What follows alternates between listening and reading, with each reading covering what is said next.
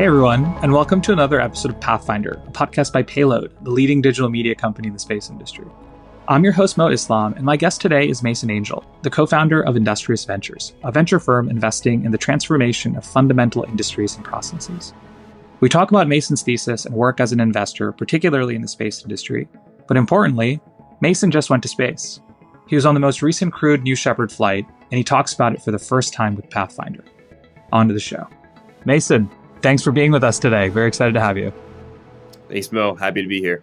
So I can't wait to talk about your flight with Blue Origin. That was just a few weeks ago. But before we jump into that, maybe give the audience a little bit of background about yourself. What is Industrious Ventures and how you got to building the firm? Yeah, sure. I'd be happy to. So Industrious Ventures started a little over 4 years ago. And the thesis was to invest in these legacy industries that have kind of been I hate to use the term ignored, but maybe not as much capital has been invested into them. It was more the era of SaaS. And so we thought maybe there's an advantage given our kind of family's background and expertise and also understanding where these new companies will grow. So that's how it started. And really my role, I just helped get it started as an analyst, help build it up. And then, a couple of years ago, I took over full time as a sole partner. So I've been focusing more on aerospace and defense since then and continue to do so in the future. So you mentioned legacy industries. So maybe talk a little bit about just a couple examples of what you mean by that. And then you mentioned family. You brought up family and family's expertise. So what is the family's expertise? So it's funny. Ever since I was a little boy, I kind of grew up, like my earliest memory was GE trains, locomotives. On that, my dad, 25 years at GE. He currently sits on the chairman of GE Energy and then another industrial gas company, Linde, who he's previously CEO. So that's his background. And really just by, osmosis or being in the room, that's where I pursued kind of my higher understanding. So that's where I studied, whether it's investments, technology, adaptation, whatever it may be. So that was kind of the core of our conversations around Christmas time and other family excursions. So that's kind of family background. And what was the other question, Mo? I forgot. No, the other question just around the legacy industries. So give us one or two examples of what you mean by that. Yeah, of course. So agriculture was one. If you think about, some transformational times at the higher Bosch formula creation, which actually, expanded our actual capability to grow. There's certain, transformational phases that occur and whether it be chemicals or other industries like steel manufacturing, think about iron or even, locomotives. So there's certain technological revolutions that occur and really focusing on those core technologies. So I would say agriculture, supply chain, manufacturing, and then recently it's been aerospace focused. So am I thinking about it right when if I say like you're thinking of these like kind of old school industries, heavy industrial that today, because of sort of innovations and meaningful momentum behind sort of software enabled products and technologies, and obviously artificial intelligence and sort of that sort of intersection unlocking sort of value for those industries that we haven't seen before. Am I kind of thinking about that right? Mo, I would say you so eloquently put it, which I failed to, but yes, you nailed it. Okay, there you go. You okay, well, so we'll come back to all of that because we'll talk. You have I know you're doing yourself a little bit of a disservice. You've done a lot of great investments, and you've helped partner with a lot of amazing companies, which we'll talk about in a little bit. But let's talk about the flight. So not too long ago, you were one of the crew members of New Shepard. This was after a long hiatus, after a little bit of an anomaly. So you were the first flight back to space. Tell us about the experience. Like, what was it like? What was it like? The first moment you saw Earth from space? Because I remember you called me a while ago saying, "Hey, you're going to do this," which was awesome. I was very instantly jealous.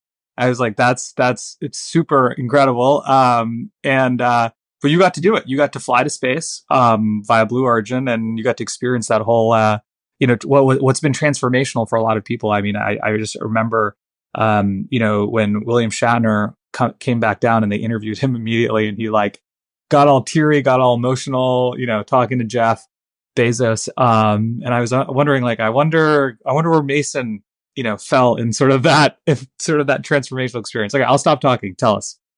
No, I mean, it's funny, Mo. I didn't cry when I walked out of the capsule. I cried inside. I was the last one out, so I took a moment to myself, and I kind of just took it all in. I put a little tear, and I was like, "All right, get out of the way." Like, cameras are outside. But really, it was the most beautiful experience I've ever had, but at the same time petrifying, because when I started to look, I actually I was inverted when I was looking downward. So you can imagine I was looking up at the stars. What I thought were the stars, it was nothing. It was a black void. It was the darkest, blackest black I've ever seen in my life. Wow. Which is not what you see on Earth. It's not that same view, but it's so crisp. It's like a high def. It's Right. crazy. You're there. There's a couple panels of glass separating you from that void. But then I kind of looked down and I saw Earth, and it was absolutely stunning and just so majestic and beautiful. It's kind of like, it was that feeling you get, if you ever go away to like summer camp, or you leave home for too long, or you go to college and you come home and you've been away for too long, and it's like the warm embrace of a mother. It's like it's just nice. It's a great feeling. It's like being home, and it's crazy. It's a dichotomy. It's big, it's small at the same time. It's interesting. Yeah. How was the actual experience compared to the expectation? Right? Because, I certainly plan one day to do something similar, right? And I can only, imagine what it must feel like. And then, you have your idea, you have your expectation of what it will be like, and then you do it. And then it's like, does it meet that expectation? Does it surpass the expectation? Is it like nothing like you even imagined? I tried to keep my expectations low. I mean, Mo, to your point, I waited 2 years, but some of these NASA astronauts, they wait 6+ years, and some of them never ultimately get to go. So just gonna keep grounded in that, expectations were just blow my mind. And you know what? T-minus 4 seconds, I was probably the closest I've ever come from just instant regret. Yeah. Yeah, because the emotions are swarming. You're like, all right, it's getting loud, it's deafening. The rocket's vibrating. You can feel the fuel. It's just insane. You're on the rocket, Mo, and you know how we met. We were watching that go up, and we were kind of laughing about it. But then you're on the other side of it, and you're like, holy cow, this is for real. So I have a kind of question. I don't know how much of this you're allowed to say, but like, when you're in the new Shepard, when they've like strapped you in, you're like in it for the ride. Is there like, how when you ride a roller coaster, you're like, hey, get me off, right? Yes. What's the moment where you are not allowed to get off anymore? At what point do they say like you're in? They're really nice. All right. So we were in there, we had a delay of 20 minutes. So I was in the capsule for over 40 minutes. I mean, listen, I think if I recall correctly, it was like 3 minutes, 4 minutes. You still got some time to get comfortable in the capsule. And it's air conditioned. They do a great job. I fell asleep a little bit at one point just because you've been getting up so early. Yeah. It was, dude, the seats are amazing. It's like taking a nap. How many other people were in the capsule with you? It was myself and 5 others. Got it. Okay. My head was directly next to the egress ingress door, right. And then yeah. So if you need to make a quick exit, you could be the first one out. I joke with you. I did not walk in expecting this much responsibility, but that kind of evolved throughout the training. But great time. I mean, I took, it was like space camp. It's amazing. It's awesome. Yeah, everyone should want to feel that way.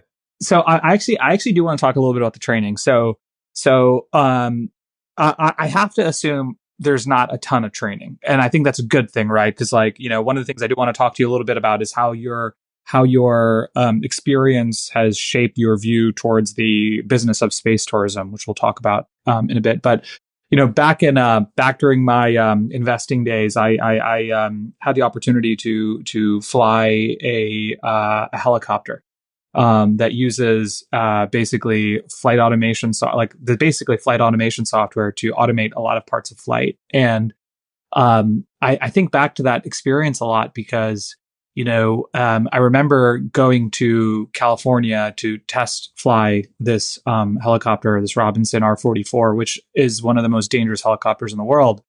And the CEO of the company said, "Hey, we're only going to give you 15 minutes in the simulator. That's all you get, and then you're going to go and fly. And I'd never been in a helicopter at that time. So anyway, to make a long story short, after 15 minutes, I like flew this thing. Now there was a test pilot next to me, granted, but I flew a helicopter, and I remember thinking, wow, like, it's actually truly incredible how far tech has come, that you can do these like pretty like absurd things with very little training. So I kind of, ask you, like, and maybe there is a lot of training, I don't know, but like, how much training was involved to ready yourself for the flight? First of all, that's a great story, Mo. We have to keep on that another time. Can you imagine if you did that for rockets? Like, hey, you want to test fly a rocket? It's the red button, and we'll simulate a launch. No, it's your point. Yes, I think if you think about the factors, everything can go wrong. The human element is definitely critical in that. So if you can remove as much of the human element as possible, I think it's safer overall. And fortunately, the safety regulations that have been enacted by the FAA really guide mission abort sequences and certain, self-destruct or rapid disassembly, whatever you want to call it. So a lot of autonomy has already been placed into these rockets, fortunately. So yes, I felt safe the entire time. I followed the training, and I was okay. The one anomaly was on the way down, but we could talk about that. Yep. That was the parachute issue. All right. My last question on this is just the feeling of weightlessness. Like, have you ever done one of those 0G flights before, or was this your first time experiencing weightlessness? First time, and I really have to highly recommend, do not go into a flip right off the bat. I mean, that was a terrible mistake. They warned me. I didn't listen. I was the closest I've ever come to vomiting and not at the same time. I was really just trying to hold it all in at that point. Yeah. So, yeah. Overall, amazing experience though. I mean, try it, again, my expectations, I wanted to feel everything for the first time. I think perhaps other individuals, wanted to stay in their seats so they could have the view of the earth the entire time, which I respect. I think that was actually a good idea for others. Yeah, I mean, it's to each their own. But yeah, the 0G experience was quite exhilarating. Would you do it again? Heck yeah. But my time will come eventually. I listen. We got to get more people up there first. But there's nothing like it in the world. Knowing you're probably one of the fastest people in the world, going Mach 2.3, and and then you look at the G meter and it reads 0. Yeah. I mean, that's just an exhilarating feeling. You can't help but smile. Yeah, totally. That's awesome. All right, well, congratulations, man. That's a truly unique experience. I'm glad you got to experience it, and what a story! What a story you'll have for a long, long, long time. Even if it becomes a regular thing, right? You can say like you were one of the first. Like there hasn't been that many people that have done this. Like you said, like we talked about earlier, like that Blue had been on a hiatus for a while, right? Because of the FAA investigation. So it's not like they're doing this thing every month, right? So it's great experience. Number 656. Yeah. So let's talk about Industrious. Let's talk about some of your work there. So, we talked a little bit about your thesis, right? Investing, on your site, you say investing in the transformation of fundamental industries and processes, which we talked a little bit about. But how would you differentiate your firm from others, right? How would you, when you're sitting in front of a founder, and you're talking to them about the strategic value that your firm offers to them, like how do you kind of describe that and think about that? Mo, I try not to overcomplicate it, really. I think Sequoia's got a great, point he made early on that I think it's like something like 70% of VCs actually detract value or subtract value to the companies, and really just knowing where your place is and managing expectations. So I try to learn as much as I can about these industries so that I can actually be of relevance, and then try to connect the dots and make introductions where it's rational and the timing is right. Because it has to be both. It has, technology has to be at that level where it's mature enough that the companies are willing to look and investigate it. Some of these older titans of industry, perhaps, and then at the same time, you have one shot at this. So right, just be ready. I mean, manage expectations. My job isn't that hard. The hard job is the founder, to be honest. So If they ask for something, I'll do it. Within reason, within request. I'll put it Yeah. that way. How so you mentioned earlier you're spending quite a bit of time on A&D. How much of your focus is now aerospace and defense? 90%. Oh wow, okay. I'd say 10% agriculture, and that's still in conjunction with space. So if you think about space, it is a different sector in our mindset, but it's tangential, or it's important to every single other legacy industry. So unlocking that capability, unlocking that service, whatever it may be, is really going to be paramount to the future of these industries. I could go on and on about the industrial revolutions that occur over time, but I think we're kind of in that era right now. So at a high level, what do you think about sort of the state of the space industry today, like as an investment category? Do you feel like, I mean, we most of the tech industry and the sort of various subsectors have gone through a huge sort of like liquidity push over the last like few years, and then that obviously slowed down with the rate hike cycle. So a lot of the hype has certainly died down on a lot of these technologies that are taking a lot longer to get to profitability. So without sort of stating the obvious though, like where's sort of your head at right now with new space investments? Are you more excited than ever before? Are you think the industry needs to take a breather? Like where's your kind of head at in general? Oh, that's a great question. So I think, listen, some companies were funded that shouldn't have been funded, and perhaps they're funded too much. And again, not going into specifics, but we can probably think of them top of our head. I think at the same time, though, it was a great introduction for a lot of these non-traditional investors to see this industry. And I think, while there's going to be a graveyard of companies, unfortunately, there's going to be a lot of success, and that's going to draw a lot more capital in. I mean, look for SpaceX now. It's kind of it's on every major bank's investment analyst watch list.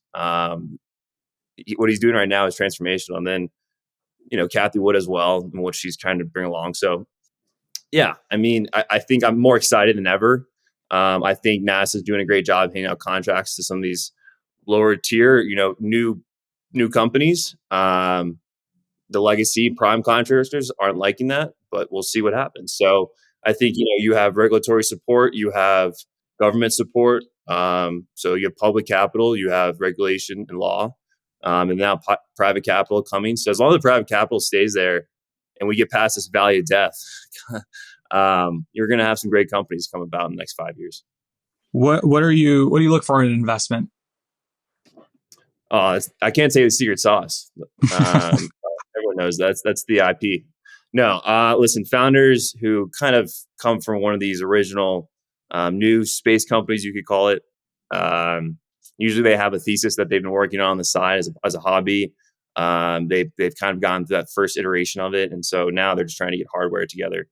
On top of that, Stoke Space was a core investment of ours. It's one of our largest for a reason, because of the transformation it will have across the entire industry. I mean, right now, I think rideshare is at 6,500 for SpaceX. Mm-hmm. What if we had that at 2,000 or 200? Right. Great questions, but to be honest, Elon has no motivation to lower the price if there's no pressure from competition. So yes, technology would be there, but is his business interests aligned with that? No. Right. Well, you mentioned Stoke, so let's dive into some of these areas. So let's talk launch for a second. So, I already know the answer to this question, but obviously you don't think SpaceX is going to be the only player. Why do you think there's room for multiple winners? There's different niches across the industry. Rapid launch capability, different orbits, different requirements. Hopefully one day we get into planetary. So different functions overall. And I think on top of that, you have geographical bounds. You have different nation states. So it's very complex and dynamic capability. And then again, it's rocket science. So you have a lot of forces moving around. But I think launch is going to be one of those industries that SpaceX doesn't have to take all. It's not a monopoly. It doesn't have to be, at least in the future. So yeah, I think there's room for maybe 3 or 4, one of them being highly niche and specific, and then a couple other all jockeying positions. But there's going to be some commoditization of pricing in the end. That has to occur. Right. So what ultimately drove your investments in Stoke? And I know you're also invested in a propulsion business, Ursa Major. So what drove your kind of thesis in those two companies, and why those two companies? So Stoke was an early investment, as was a few others. Voyager actually was my first investment. So luck of the draw there, it feels like. But understanding that the one limiting factor, or the one point in the critical chain is launch, and that's just getting it's transportation at the most rudimentary level. So how do I invest in that? Who's gonna enable and unlock the features that these companies are trying to? So it's the biggest barrier that I saw. So let's see if we can fix it or solve it, for that matter. Not fix it, solve it. Probably, help reduce pricing, and that being the solution to unlock the next phase of this space industrial revolution. Why Stoke over all the other launch companies out there? There's obviously a number well funded that actually you could argue are farther along from an execution perspective than Stoke. I would agree with that, Mo. I think, and I'm going to disclose I've invested in most of them. I think. Okay. Well, I've got small checks in SpaceX, Relativity, Ursa Major. I mean, Stoke was my biggest by far for a reason, but I spread out some investments. I did a little bit of portfolio management, but that was the first round of investments. So small checks, invested in few, diligence a lot, and then I went home with Stoke, and really that was the company that I believe is going to execute and really put that pricing power on SpaceX. But listen, I think competition is a tough term to use because, to your point, there's still a long way to go. Yeah. SpaceX will always be that crowning jewel that people are striving to reach. So we'll see. What impact do you think Starship's going to have on the economy, and do you think that impact is understood? Okay, so I was listening to an old podcast with Casey Hanmer. I hope I pronounced that right. Yep. I had my headphones on the dentist chair, and I was just pumping my fist, so excited. He made some great points. Yep. And I think what it unlocks for mass industry is amazing. I think for specific niches, I don't believe once you have a constellation to build, SpaceX buying an entire Starship for yourself is going to be difficult. It's going to be years and years from now. So I think it's going to unlock the infrastructure that we need to actually move on to planetary development, and then for the low Earth orbit, Starlab's being launched on one. Well, that's a huge industry risk that's never been done before. See if they are able to do it. I think they will. I've made my investment there, so that's my belief. I don't think it's completely understood. I think, listen, SpaceX's best customers themselves. They're going to use it predominantly for these big government contracts, and then also like lunar, and on top of that for deploying Starlink. But yeah, I think eventually it's going to be amazing. It's going to be awesome. $100 per launch or per kilogram. Like, who wouldn't want that? Yeah. Yep. Totally. So before we started recording, we were talking about the moon. Obviously, it's a big topic of discussion. Last week we had the lead of Firefly's Blue Ghost lander program on the show. So and just recently China landed their fourth lunar lander on the moon. I mean, there's just a ton. It just feels like sort of an explosion of like news and activity. Multiple commercial companies trying to land, or have already attempted or are trying to land.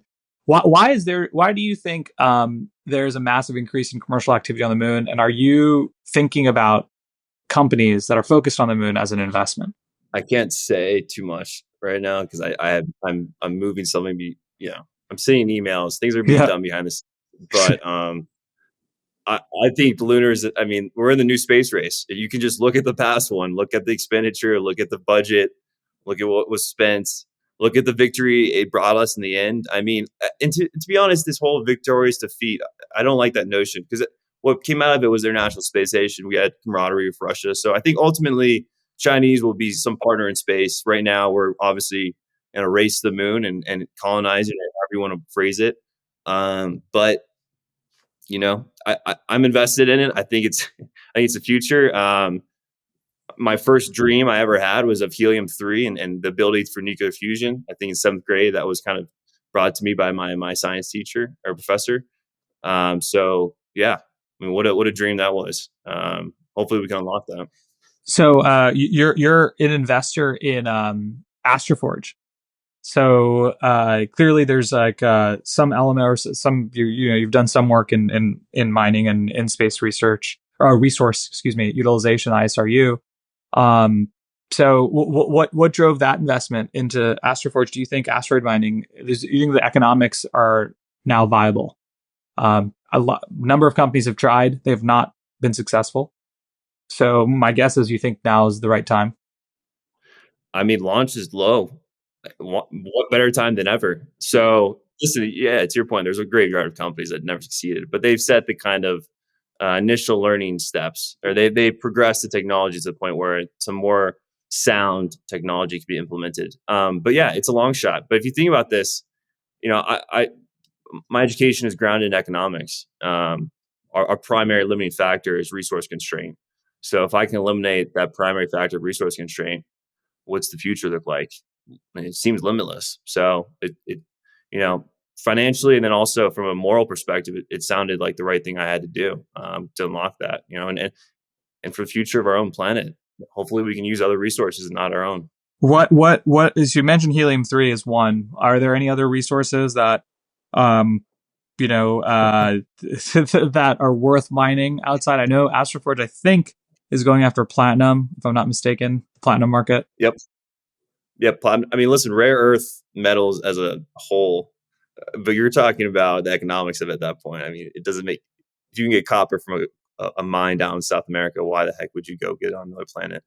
Um, you know, the economics don't work right now, but hopefully in the future they do. Yes, AstroForge is pursuing platinum based metals. They're using a number of functions and also heavy machinery on Earth. They're very expensive right now, so again, the economics make sense. But if we can continue to eliminate the cost to reach these asteroids, and then the technology mature to actually extract the resources, you know, 20 years from now, 15 years from now, that could be a viable industry that's making, you know, billions of dollars. Right. So you mentioned Voyager earlier. That was it sounds like it was an early bet. So uh, and you and I met on at AX1, I believe it was Axiom's first mission to the International Space Station. We got to watch that together in Florida. What is your perspective on space stations today? Right, it's been some time. There's Axiom now, who's done multiple missions to the International Space Station. There's Voyager now with Starlab, of course, with their partnership with Airbus. You have Vast, who's backed by crypto billionaire Jed McCaleb. There's Orbital Reef with Sierra, which, I mean, you know, there's a lot of rumors out there on how that's going and sort of the partnership with Blue Origin. But what's your kind of feeling right now on the space station market? Like, is this is this a place where you would recommend investors kind of spend some time in right now, or do you think the bets that have been made, and now it's just now you just want to see how the cards fall? I mean, am I liable for any financial No, recommendations? no, no. Like, where's this falling? No, I mean, listen, I think my dream and pursuit now, and this was kind of what I've been thinking about, and I'm happy to say it. Like, I ideally would love to command a space station one day. I know that's a 20-year journey for me, but I think, you know, the future of servicing, again, this is what Starship unlocks. Huge infrastructure in space.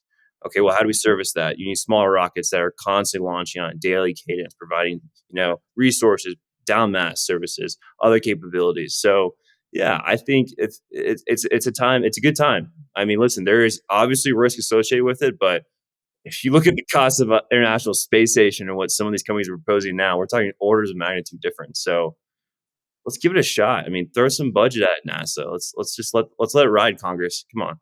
We got so far. Like, well, it's two or three out there. Like, that's a huge feat. That's a huge feat for everyone. Also, I'm just going to say it out loud. I think some national pride's in order here. I think a lot of countries want to, you know, flex on their neighbors that they've got a space station and humans Yeah. in space.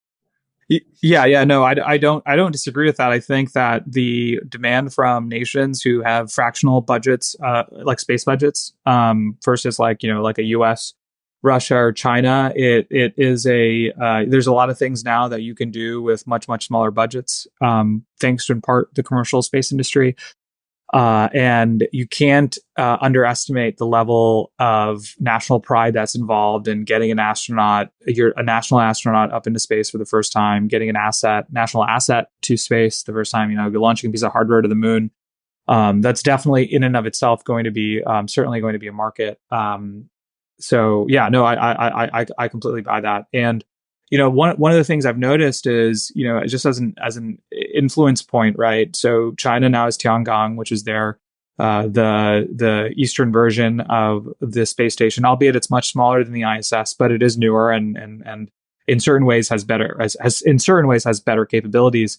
But interestingly, like China is now partnering with a number of other Western nations on that as customers, as partners. I mean, even if you look at this recent the lunar lander missions that they're doing to the moon, like they're partnering with like various European nations on payload delivery. So clearly, despite what in the US we say about our perspective on China and technology transfer and IP sharing and all that stuff, it's being done by other nations, at least as a customer of what they're doing. So clearly the influence at the global stage is only increasing, especially when it comes to aerospace and defense. So it is definitely, it's becoming more important than it ever has been before.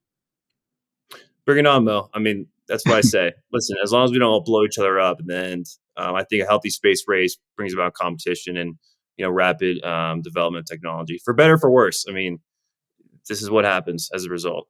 So outside of sort of some of the areas that we touched on, launch, the moon, space stations, like what any other areas that you're kind of thinking about looking at? Like now that you've launched yourself to space, like tourism, do you think space, like how has like your actually, why don't we start there? Like, how has your experience going to space affected your perspective on the business of going to space? That's a great question. Someone at Blue Origin asked me that too. And I took a moment back. I go, wow, all the things I've considered and thought about, that was not one of them. It's a good question. I mean, listen, I think there is a customer base. I think people are willing to pay. There's backlog. There's still maturity that needs to go with, capabilities. But I mean, the future, why not? Listen, I aspire to really use this opportunity to enhance education at the early stage. I mean, by that, K through 10th grade, let's call it. On top of that, let's send more people into space. Let's get a more global perspective. Let's have some, more. I think back in the day, Space Shuttle took some senators up there. Well, let's send some congressmen. Let's have people of different renown and parties just have a chill time in space together. Yep. Really, I mean, what's the worst that could happen? They gain a new perspective. No, I don't doubt that there's certain value in having a shared moment like that. I mean, there's no question there's an emotional element. I mean, I've been, one of the things we're building here at Payload is Ignition, right? It's our next brand around nuclear energy. So we're spending a lot of time on the history of the energy programs here in the United States, the history of the Manhattan Project, of course, is a big part of it. And sort of like how, the arc of the Manhattan Project to the Cold War. So what was that? I said, Oakland, Tennessee. Go check it out. So, I mean, listen, I was literally talking to the individual who runs GE's nuclear energy department on Thursday last week. And I think nuclear is getting a new traction. I'm very happy with that. I think Congress and other legislation, can enact new change in the industry that can be beneficial. And if you think about it in the future, AI is not going to be a net negative on our energy usage. It's going to astronomically increase. So you need base load power. You need capabilities aside from nuclear and other polluting factors like, I think in addition wind. But, for all intents and purposes, methane's the best utilization right now. So right. We can go on a tangent. I'm not going to, Mo. Yeah, no, 100%. I think like the look, we like going back to your earlier point, like we have now the capability to vaporize the earth, right? In a lot of ways.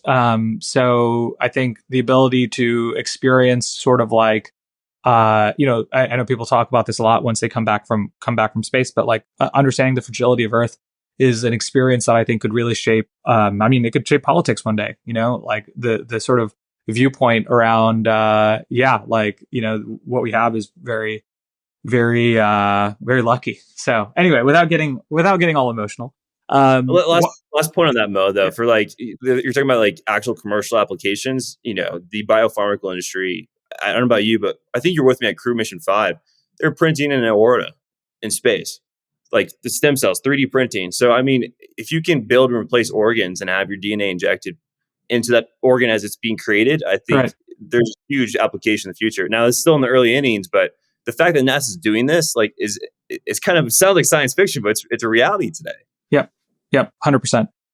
So with that being said, what are sort of areas of the market that you feel are overhyped or underhyped? Like markets are like, hey, or areas where like, hey, too much capital's gone into the space. I have no interest in it. And then maybe like, hey, not enough people are paying attention. Like this is where I want to spend my time.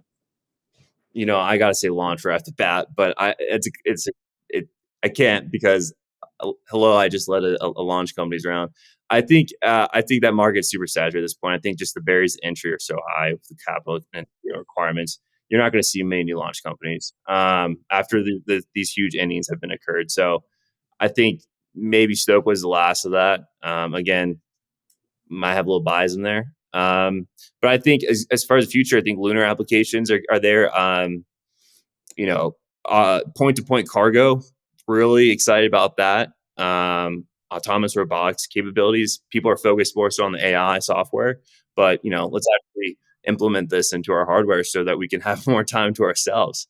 I mean, some of these remedial tasks, let's start eliminating them. Let's make our lives more fulfilling. So yeah, there's a couple others I could go on. I think I'll try not to. Is there any technology that you don't see today that you think will develop over the next 10 years or any type of like capability? All right. Here's a crazy thought. I've got a few. Okay. But I think, listen, if we can at least get nuclear fusion net, I think we're getting there net neutral. Then I think then we can start the clock on, okay, we're going to start using it as a viable energy source. So maybe we'll be in the early innings there. I'm excited about that. Point to point cargo. I mean, let's expand beyond cargo. Let's say you want to fly to Australia, 40 minutes from JFK. Different spaceports strategically located around the US and the world. Like this is the next evolution of transportation. That's exciting. Let's see what we can build with it. And it's crazy thought, but like all this point in IoT servicing capabilities, like autonomy is here. People know Teslas and they're doing a lot of the function and it's pretty smart code. It's doing it on the fly, but we're talking all cars autonomous all the time. Like health wise, you're reducing risk of actual deaths from car accidents. On top of that, you get your time back in the morning. And it's a great future that I see. So right. No, I agree with all of that, and that's right. That's going to require P&T services. So you need large satellite constellations. Let's get there in the final innings, Mo. But like that's the future. Large constellations, providing services for Earth, outside of just having a cell phone that's always on. Yeah. Do you think? What are your predictions on when Starship will be ready to take on customers? And I ask that question more so because you mentioned point to point cargo transport or people transport. There is clearly a growing, and I know SpaceX has not given a lot of detail around their plan around this, but there is a lot of chatter about the way that SpaceX becomes a much bigger business than it is today is less so on traveling to Mars, which I know a lot of investors are having a hard time understanding what the economic value of that is. And I think there's various arguments to be made there. But the near term sort of like, okay, well, getting from like New York to Tokyo, right, in, under an hour or two is actually where the market is. So how far away do you think Starship is from, let's just say, sending the first payload up into space? First rideshare payload? Sure, yeah. Let's call it, okay. Rideshare payload. 2031. 2031? First rideshare payload. That seems like a contrarian view. Why do you think it's going to take so long? That's not the mission. Interesting.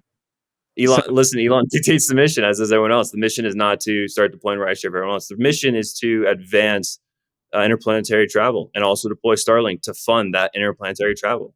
I mean, I love Elon, love the guy. I think he's a great factor. I love what SpaceX has built. It's the reason why we're able to have this conversation today, Mo. We wouldn't be having this conversation if SpaceX was never invented. So yeah, for sure.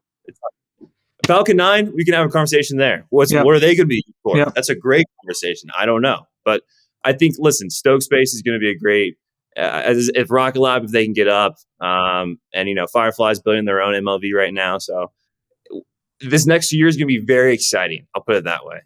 And as far as Stoke Space, I'll leave it at this. Expect some hot fire imminent testing to come across on the social media threads. So keep an eye out this.